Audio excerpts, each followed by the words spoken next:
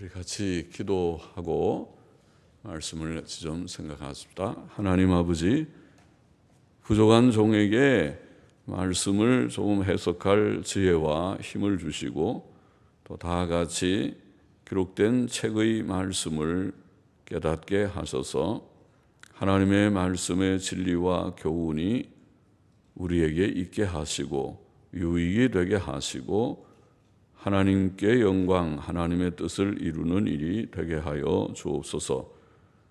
감사하며 예수님의 이름으로 기도하옵나이다. 아멘.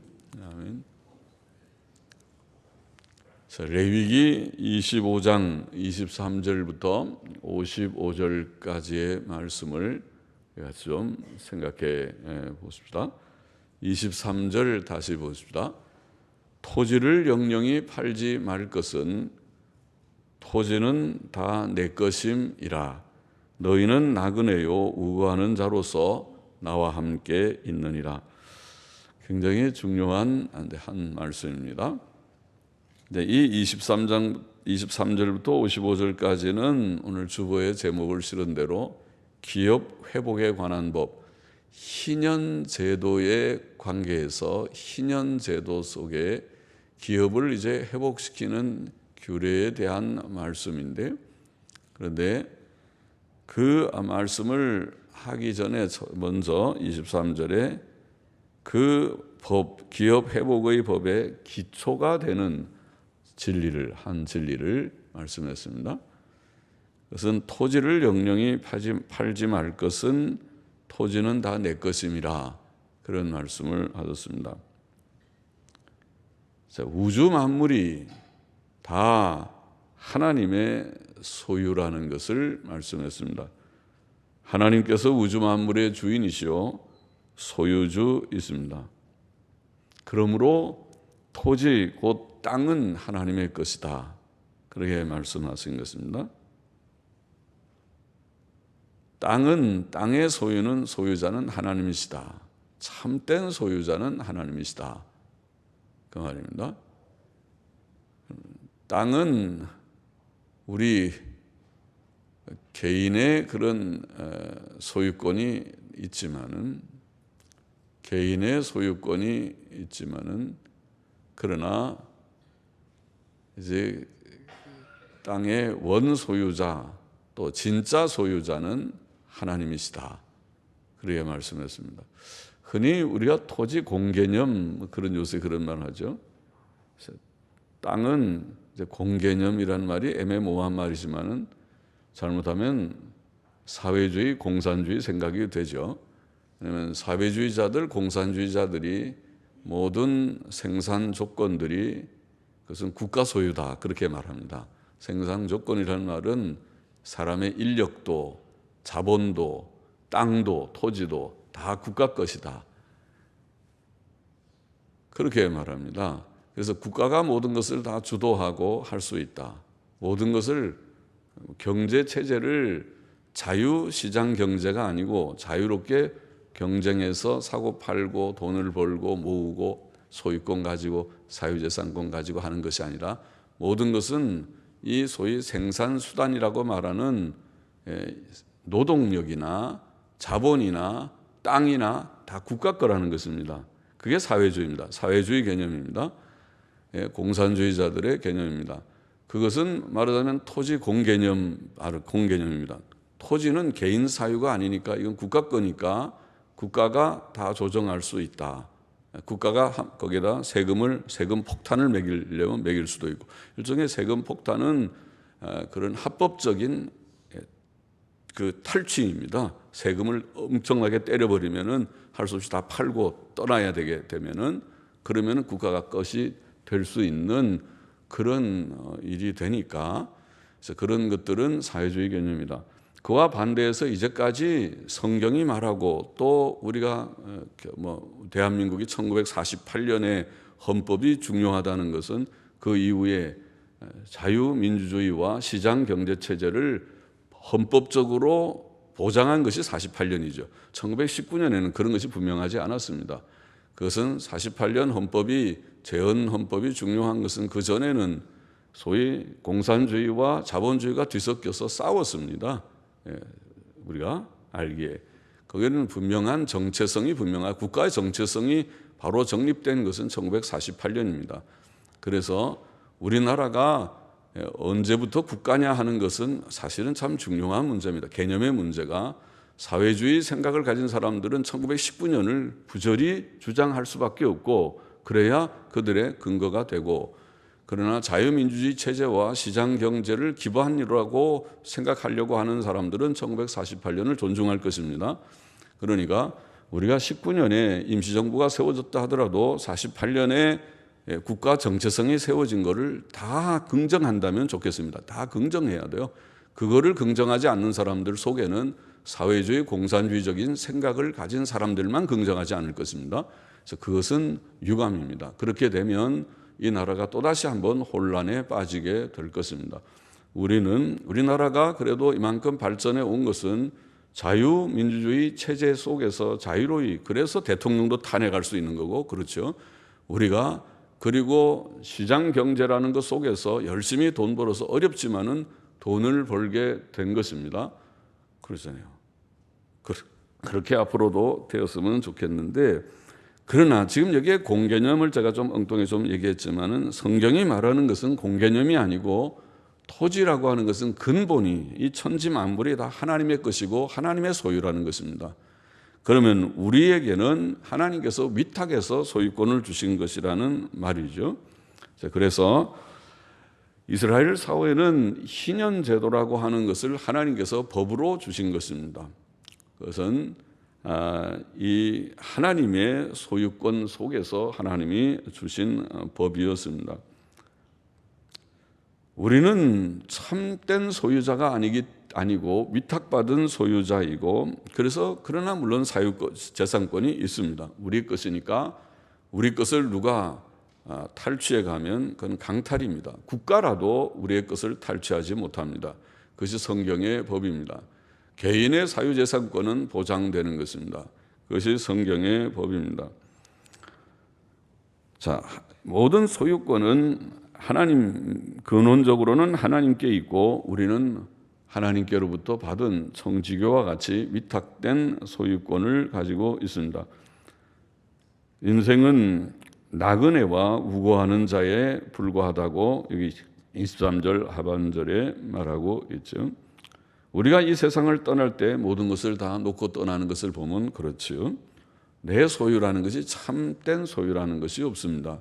우리는 놓고 떠나고 또 다른 사람에게 물려주기도 하고 그렇게 될 것입니다. 다윗도 후에 역대상 29장 15절에 보면 주 앞에서는 우리가 우리 열조와 다름이 없이 나그네와 우고한 자라 세상에 있는 날이 그림자 같아서 머무름이 없나이다. 그렇죠? 그런 것을 우리가 깨닫는 것이 필요합니다. 그러므로 하나님께서는 토지를 영영히 팔지 말라고 명령하신 것이며 희년이라는 기업 회복의 제도를 주신 것입니다. 희년 제도의 근거로서 이 말씀을 먼저 주셨습니다. 그리고 이제 24절 보십시다. 너희 기업의 온 땅에서 그 토지 무르기를 허락할지니 만일 너희 형제가 가난하여 그 기업 얼마를 팔았으면 그 근족이 와서 동족에 판 것을 물을 것이요 만일 그것을 물을 사람이 없고 자기가 부요하게 되어 물을 힘이 있거든 그 판 해를 계수하여 그 남은 값을 산자에게 주고 그 기업으로 돌아갈 것이니라. 그러나 자기가 물을 힘이 없으면 그 판 것이 희년이 이르기까지 산자의 손에 있다가 희년에 미쳐 돌아올지니 그가 곧 그 기업으로 돌아갈 것이니라. 희년의 제도에 근거해서 토지는 영영히 팔 수 없는 것입니다. 그러니까 내가 누구에게서 토지를 사고 난 다음에 이건 내가 샀으니까 내 거야. 다시는 물려달라는 말 하지도 말고 이거는 영영이 내 거다. 그런 것이 없다는 것입니다. 토지는 하나님의 것이기 때문에 내가 사는 것은 희년이 몇 년이죠? 50년. 50년 동안만 내 것이지 그 다음에 다시 그것은 돌려줘야 될 것이기 때문에 그 희년 제도 때문에 토지를 물을 수 있는 것입니다.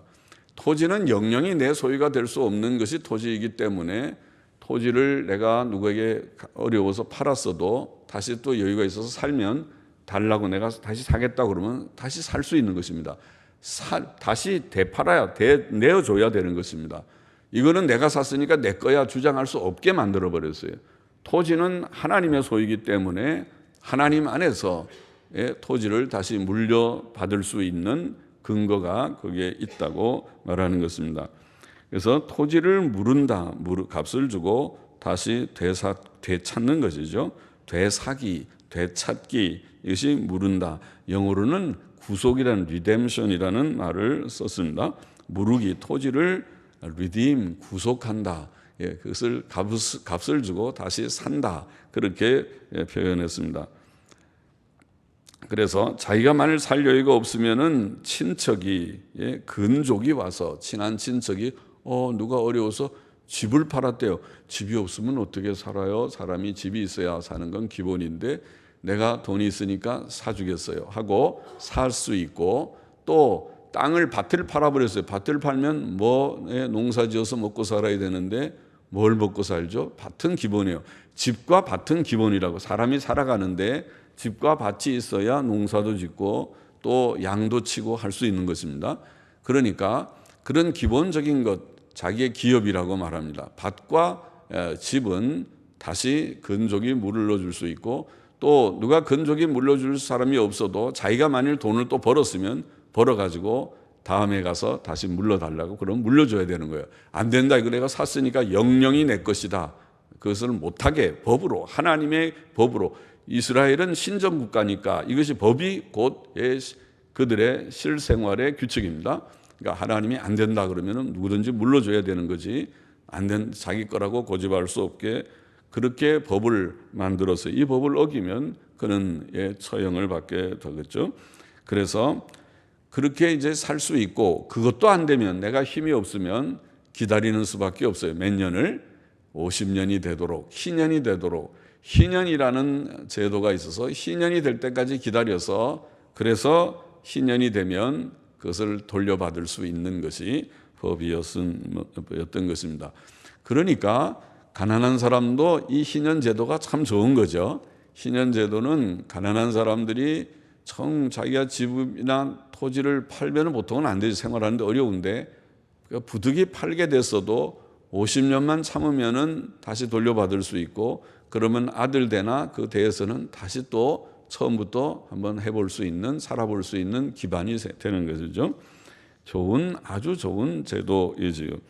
29절 보십시다. 성벽 있는 성내에 가옥을 팔았으면 판지만 1년 안에는 물을 수 있나니 곧 그 기한 안에 물으려니와. 예외가 있는데 성벽이 있는 성 안에 집의 경우는 거기 이제 성이라고 하는 것은 성 안에, 성벽이 있는 성 안에는 집이 따닥따닥 많이 붙어 있겠죠.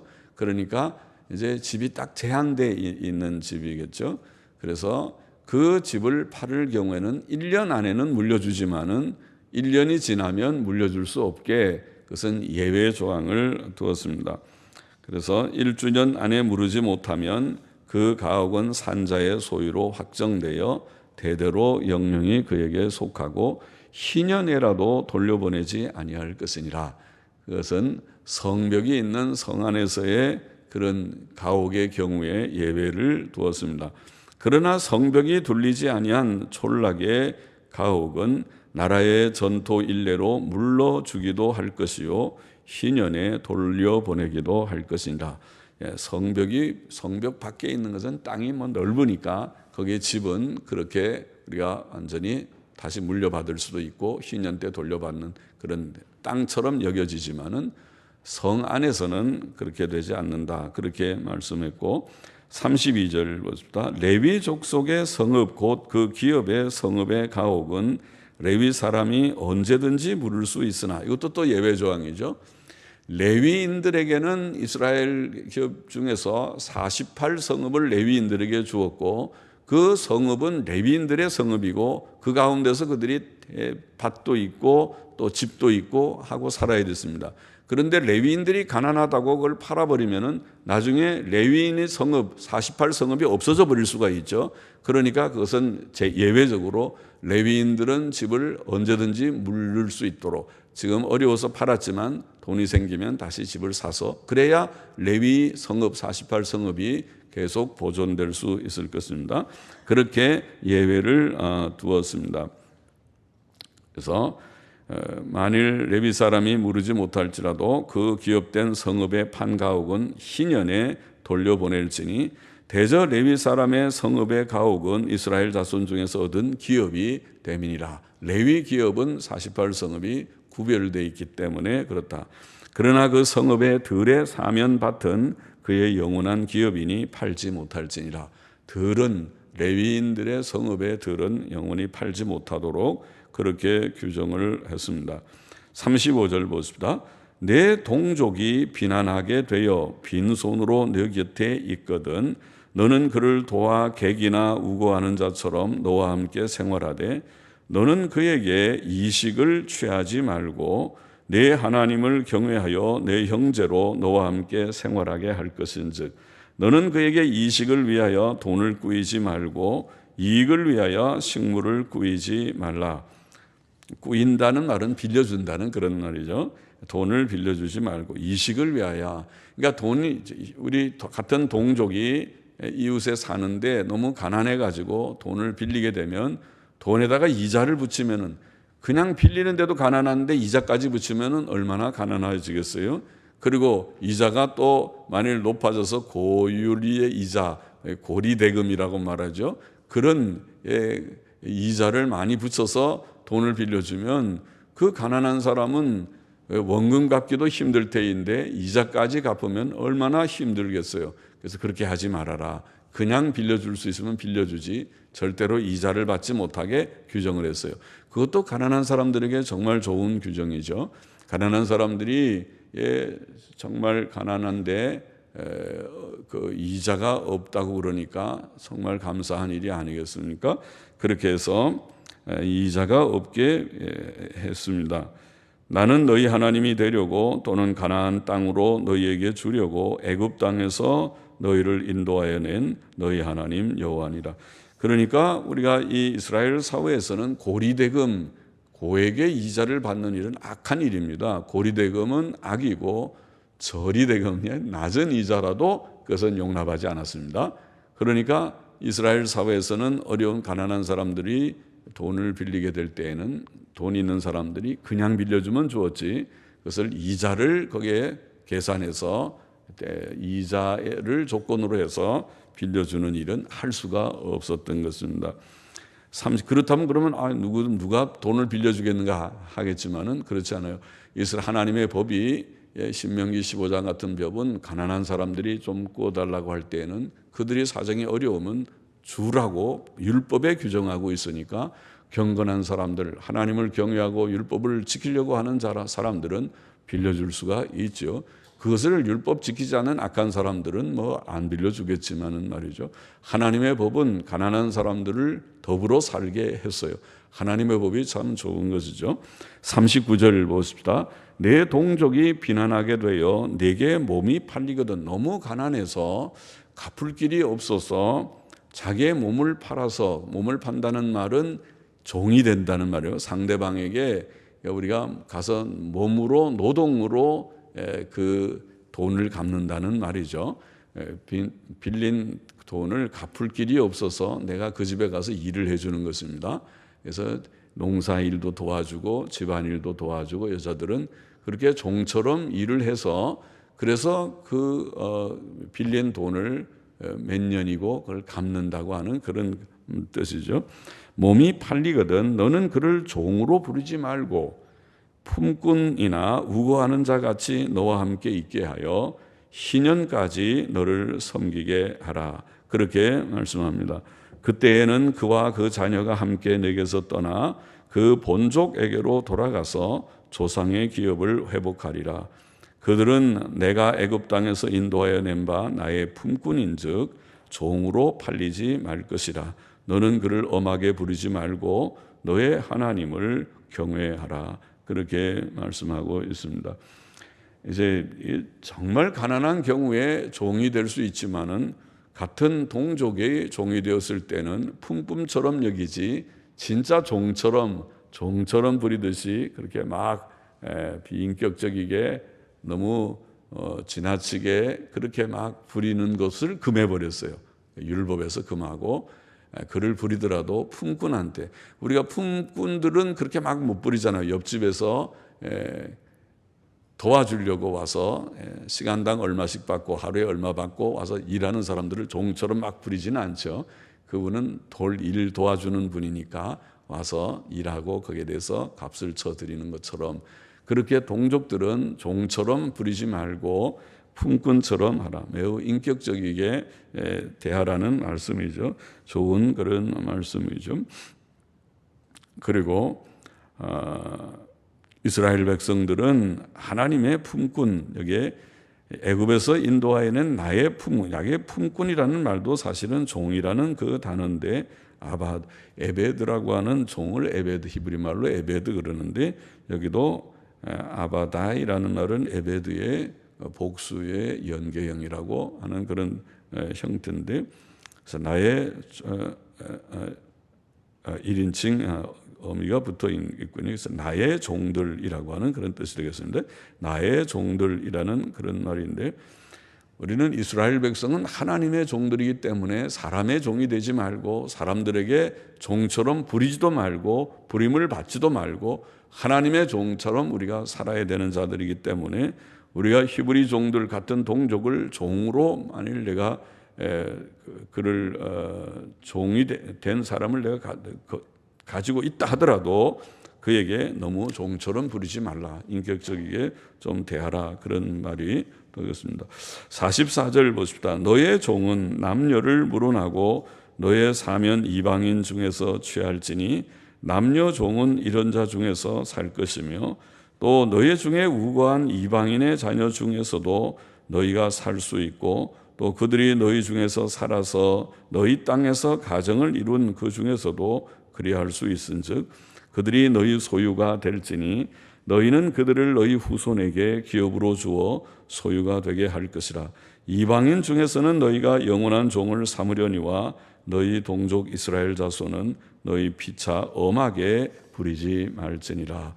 그렇게 이방인과 유대인들을 구분해서, 이방인과 이스라엘 백성들을 구분해서 이제 말씀을 하고 있습니다.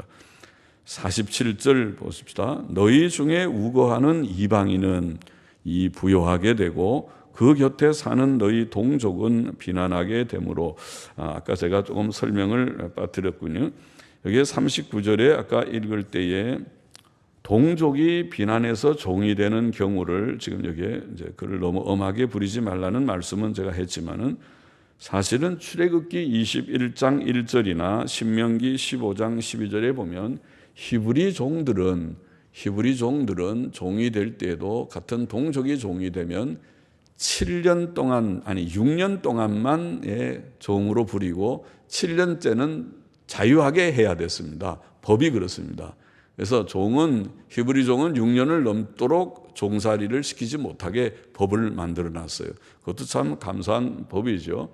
암만 종이 돼도 6년 동안만 종살이 하는 거지 7년 때는 자유함을 주라고 돼 있어요.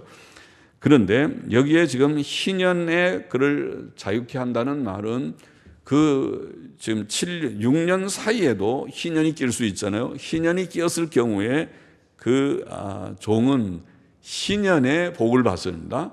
그러니까 보통은 6년 동안 종살이를 해야 되지만은 그 가운데 희년이 끼어 있으면 감사하게도 희년 때 자유함을 얻게 될 것입니다. 그것을 가르쳤다고 보입니다. 그리고 47절 넘어가 봅시다. 너희 중에 우거하는 이방인은 부요하게 되고 그 곁에 사는 너희 동족은 비난하게 되므로 너희 중에 우거하는 그 이방인에게나 그 족속에게 몸이 팔렸으면, 같이 이제 이스라엘 땅에 이방인도 살 수 있잖아요. 유대인들만, 이스라엘 동족만 사는 것이 아니라 이방인들이 들어와서 거기에 거주하면서 그들이 돈이 많아가지고 그들은 부자고 옆에 사는 그런 동족이 가난해가지고 그 이방인의 종이 되는 경우가 있지 않겠습니까?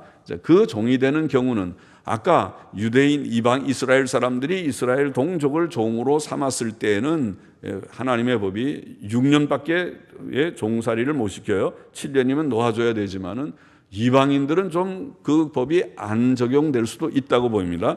여기에 47절은 이방인이 그렇게 이스라엘 사람들을 종으로 삼았으면 이스라엘 사람이 이방인에게 이나 그 족속에게 다 이방인이죠. 에게 몸이 팔렸으면 팔린 후에 그를 속량할 수 있나니 그러나 이 종이 되었어도 주위에서 만일 친척들이 누가 너무 가난해서 종이 됐구나. 아이고 저거 안 되지. 이방인한테 종이 되니 안 돼. 우리가 좀 돈 좀 거둡시다 해갖고 친척들이 돈을 모으든가 또 돈 있는 친척이 내가 그를 저기 구속해 주겠다. 내가 그를 그 종에서 노연하게 하겠다 하면 가서 돈을 주면 자유하게 되는 거예요.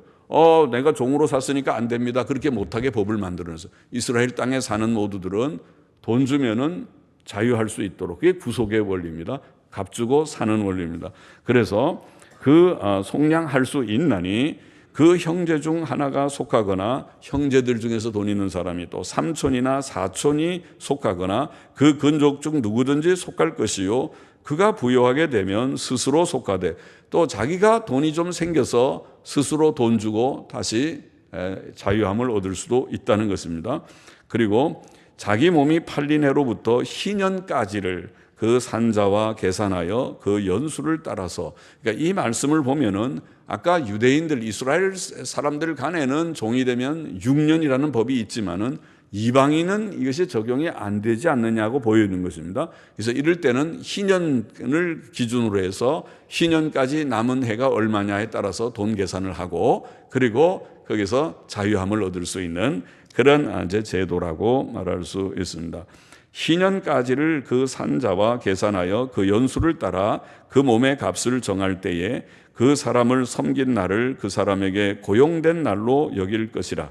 만일 남은 해가 많으면 그 연수대로 팔린 값에서 속하는 값을 그 사람에게 도로 주고 만일 희년까지 남은 해가 적으면 그 사람과 계산하여 그 연수대로 속하는 그 값을 그에게 도로 줄지니 속한다는 말은 구속이라는 개념입니다. 그러니까 값을 그렇게 쳐서 주고 자유케 하는 개념입니다. 줄지니 주인은 그를 매년의 싹분과 같이 여기고 너의 목전에서 엄하게 부리지 못하리라. 또 이방인이라 하더라도 이스라엘 사람들을 종으로 부릴 때에 너무 엄하게 부리지 못하도록 그렇게 법으로 규정을 냈습니다. 그가 이같이 속하지 못하면 희년에 이르러 그와 그 자녀가 자유하리니 이스라엘 자손은 나의 품꾼이 됨이라. 그들은 내가 애굽 땅에서 인도하여낸 나의 품꾼이요 나는 너희 하나님 여호와니라. 이렇게 규정을 한 것입니다. 자, 오늘 본문에 우리가 교훈을 정리해 보면 가장 중요한 것 첫 번째 말씀드렸죠. 토지는 하나님의 것이고 우리는 나그네라. 그것을 대전제했습니다. 토지는 하나님의 것이다. 그래서 우리가 이것은 영원히 내 것이다 주장하지 않고 우리는 나그네와 같이 살다가 또 떠날 때는 다 놓고 떠나는 것이 현실이다. 그게 실제죠. 실제로 그렇게. 그러니까 그런 마음으로 세상을 살아야 돼요. 우리가 그런 마음가짐으로 이 세상을 살면은 세상에 사는 그 가치 기준이 많이 달라지죠. 많이 달라질 것입니다. 그래서 하나님께서 내게 주신 한 내가 누리고 살지만은 내가 떠날 때는 다 놓고 가는 것입니다. 이것은 내 것이 아니고 하나님의 것입니다. 그래서 나의 모든 소유, 나의 집이나 땅이나 나의 모든 재산은 하나님께서 내게 위탁한 이게 이제 청지기 개념입니다. 내게 맡겨준 것이고 내가 떠날 때 또 다 놓고 가게 되고 그러니 이 모든 것들을 하나님의 영광을 위해서 사용하게 되겠죠. 그래서 토지는 하나님의 것이고 우리가 나그네라고 하는 이 생각을 우리가 꼭 간직해야 되겠습니다. 그리고 이제 나그네 길이 끝나고 나면 어디로 갑니까? 하나님께로 올라가서 천국 아니면 지옥으로 가는 것입니다. 하나님을 경외하고 하나님의 법도대로 믿고 예수님 믿고 죄 씻음 받고 구원받고 하나님의 뜻대로 살고자 부족하지만은 힘쓴 저들은 하나님께서 예비하신 내가 너희를 위하여 예비한 나라를 상속받으라. 마태복음 25장의 끝에 세 번째 비유에 나와 있죠. 양과 염소의 비유에 말씀하신 대로 천국에 들어갈 것이고, 그렇지 않고 이 세상에서 하나님 없이 사는 자들, 하나님의 계명을 무시하는 자들, 자기의 욕심만을 위해서 산 가치 기준이 잘못된 자들에 대해서는 나그네 길 다 접고 갈 때 너 뭐하고 왔느냐 하나님께서 판단하실 때 그 앞에 두려워 떨게 될 것입니다. 하나님께서 너는 천국에 들어갈 수 없다. 내가 너를 어떻게 천국으로 인도하겠느냐. 너는 너의 행위에 대해서 엄한 벌을 받아야 할 것이다. 천국과 지옥밖에 우리에게 영원한 세계가 없습니다. 그 다음에 두 번째로 오늘 본문에서 우리는 하나님의 종이기 때문에 사람의 종이 되지 말라는 말씀도 하셨습니다. 그렇죠. 우리는 내가 비록 사람 앞에 고용인으로 고용을 당해서 피고용인으로 산다고 할지라도 그의 종이라고 생각하지 말아요.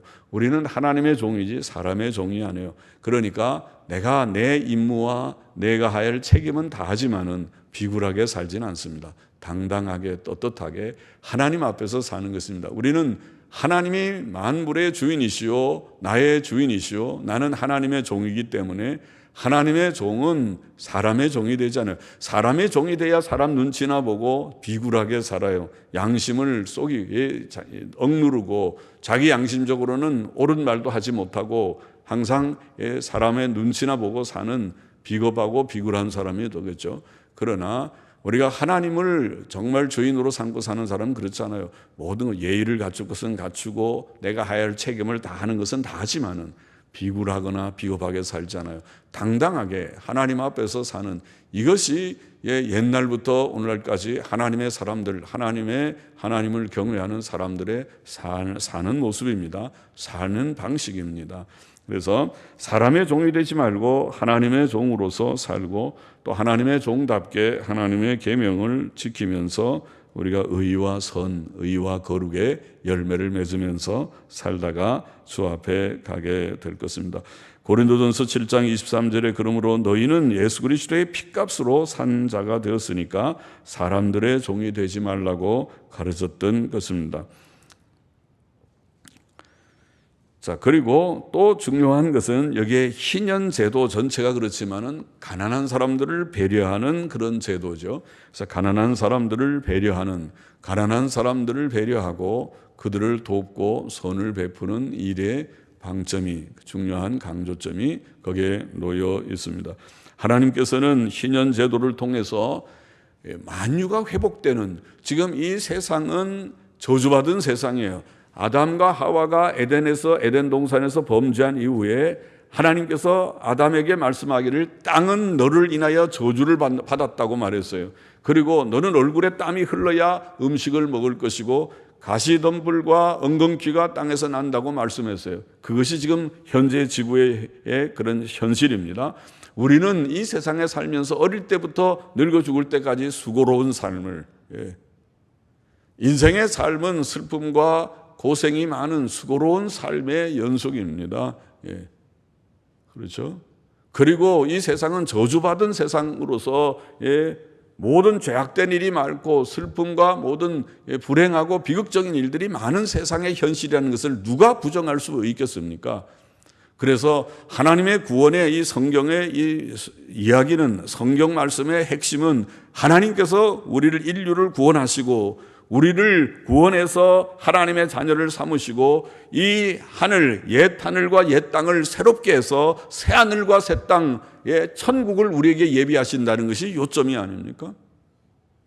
만유의 회복이라고 부르는 것입니다. 이것은 희년 제도가 보이려고 하는 그 내용이에요. 희년이라는 것이 무엇입니까? 50년마다 일곱 안식년을 7번 77이 49 일곱 안식년이 지나고 그 다음에 50년마다 모든 것이 회복되는 종의 신분이 회복되고 내가 팔았던 토지와 팔았던 집을 다시 돌려받게 하는 이 좋은 제도, 그것은 하나님이 무슨 의미로 무슨 뜻으로 그런 제도를 주신 것입니까?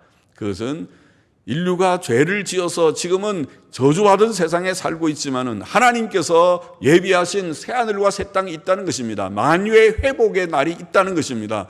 천국을 예표하는 그러한 율법입니다. 희년제도가. 그래서 그 천국에 대한 소망을 우리에게 주는 것이 희년제도이고, 그 안에서, 희년제도 안에서 천국을 소망하는 자는 땅의 것 가지고 이기적이게 욕심 부리지 않아요. 천국의 그 영광을 우리가 다 소유한 자들이기 때문에 땅에서는 아둥바둥 살지 않아요. 이것이 전부인 줄 알고, 세상이 전부인 줄 아는 사람이 아둥바둥 사는 거예요. 더 가지려고 하고 더 못 가지면 속상하고 불행하고 그런 것이에요. 그러나 천국을 소유한 하나님의 백성들은 소망 중에 즐거워하기 때문에 땅 위에 사는데, 하나님이 내게 이만큼 많이 맡겨주셨구나. 다른 사람은 좀 요만큼밖에 안 되는데 내게 이렇게 많은 거 주셨으니 어떻게 사용할꼬. 나는 조금만 쓰고 이것 가지고 선한 일 많이 하겠다. 전도하는 일도 하고 전도자들을 후원하는 일도 하고 구제하는 일도 내가 하겠다. 그건 자기의 사명으로 하는 거예요. 하나님이 이만큼 많이 내게 위탁해 주셨으니까 정직이에요. 또 그런 것이 없는 사람은 없는 대로, 나는 지금 하나님이 조금밖에 안 주셨지만은 나는 자족하며 살리라. 그리고 내가 내 시간, 내 재능, 내가 어떤 방면이든지 주의 일을 위해서 나도 헌신하기를 원한다. 가진 것은 없지만은, 비록 내가 주님 앞에 드릴 헌금을 드릴 그런 내용은 없지만은, 그러나 내 몸을 주의 영광을 위해서, 내게 주신 재능을 주의 영광을 위해서, 내 모든 시간을, 나의 모든 힘을 주를 위해서 내가 어떤 방면으로든지 쓰면서 살아가겠노라. 그렇게 결심하는 것입니다. 이것은 하나님 앞에서는 이 사람이 많이 가진 자나 적게 가진 자나 똑같아요. 하나님 앞에서는 5달란트 받은 자나 2달란트나 1달란트 받은 자가 거기에 차등이 있는 것이 아닙니다. 어떤 몇 개를 내게 받았든지, 내 재능이 무엇이고 내게 받은 모든 재산이 얼마고, 이거는 사람마다 다 다르잖아요. 언제 내가 결정하고 태어났습니까? 어느 집에 태어나는 것은 내가 결정한 문제가 아니에요. 하나님이 결정하신 문제죠. 부모를 만나는 것은 내가 결정한 것이 아닙니다. 나의 과거에 자란 모든 배경은 내가 결정한 것이 아닙니다. 하나님이 주신 현실입니다. 그러니까 그거 갖고 자랑할 것도 없고 불평할 것도 없습니다. 하나님이 내게 이런 현실을 주셨다면은 그 현실을 그냥 받아들이면 되는 것이고, 그러면 나는 남보다 많이 못 배웠습니다. 나는 남보다 많이 못 가졌습니다. 나는 남보다 그렇게 좋은 환경에서 자라지 못했습니다. 오케이, 좋다는 것입니다. 그렇게 그런 환경에서 하나님이 내게 주셨으면 지금 이 가진 이걸 가지고 어떻게 쓰느냐가 중요하지. 내가 과거를 돌릴 수 없는데, 나는 좋은 집에서 못 낳고 좋은 교육 못 받고 좋은 재산 물려받지 못했고, 그따위 소리를 해봐야 아무 소용도 없는 그런 소리를 하고 있지 말라는 것이. 그런 거 하지 말고 나의 현실을 받아들이고, 현실 속에서, 그러면 지금 이 현실에서 내가 어떻게 살아야 인간답게 살고 성도답게 살고 하나님의 영광을 위하여 살겠는가, 이것이 중요하다는 것입니다. 그것을 생각하고 최선을 다해서, 하나님, 나는 지금 내가 많이 못 배우고 많이 못 가지고 내 환경 여건은 이 정도인데, 그러나 하나님이 내게 나 같은 자를 구원해 주셨으니 내가 나의 이 형편에서 주를 영화롭게 하기를 원합니다. 이렇게 살라는 것입니다. 그렇게 살아서 주의 영광을 위해서 살고, 그 속에서 선을 베풀고, 좀 돈에 여유가 있는 사람들은, 여유가 없으면 베풀 것도 별로 없겠지만은 여유가 좀 있으면은 주위의 사람들, 나보다 좀 어려운 사람이 있으면, 또 나보다 좀 못 배운 사람이 있으면 좀 지도하고, 잘난 척하지 말고, 많이 배웠으면 얼마나 배웠다고 잘난 척하지 말고, 가진 척하지 말고, 너무 그렇게 높은 마음 갖지 말고, 온유와 겸손으로 서로를 사랑하고 돕고 돌보면서 산다면, 그러면 이 세상이 완전하진 않지만 좀 그래도 살기 좀 나은 세상이 되어지고, 그러다가 진짜 우리가 소원하는 것은 이 땅이 아니잖아요. 이 땅은 지나가는 나그네 길이라고요. 이 땅은 잠시 후에 우리가 늙고 이제 우리도 죽을 것입니다. 그러면 영광의 세계에 들어가서 우리가 더 충만한 완전한 삶을 누리게 될 것입니다. 기도하십시다. 하나님 아버지, 토지가 하나님의 것이고 우리는 나그네임을 깨달으라고 가르쳐 주셨고, 또 우리는 하나님의 종이지 사람의 종이 되지 말라고 가르쳐 주셨고, 우리 주위에 우리가 천국을 완전한 만유의 회복의 그 세계를 바라보면서 주님의 사는 소망 있는 자다옵게 땅 위에 살면서 욕심 부리지 말고, 나보다 어려운 사람들을 보면 우리가 서로 도우며 또 저들을 살피며 배려하면서 살아가는 이 좋은 법을 주께서 우리에게 주셨사오니 이 법을 우리가 마음에 다 새기고 깨닫고 힘써 실천하여서 땅 위에서도 복된 성도의 삶을 살고 장차 영광의 세계에 들어가 주여 복을 누리는 저희 모두가 다 되게 하여 주옵소서. 예수님의 이름으로 기도하옵나이다. 아멘. 아멘. 아멘.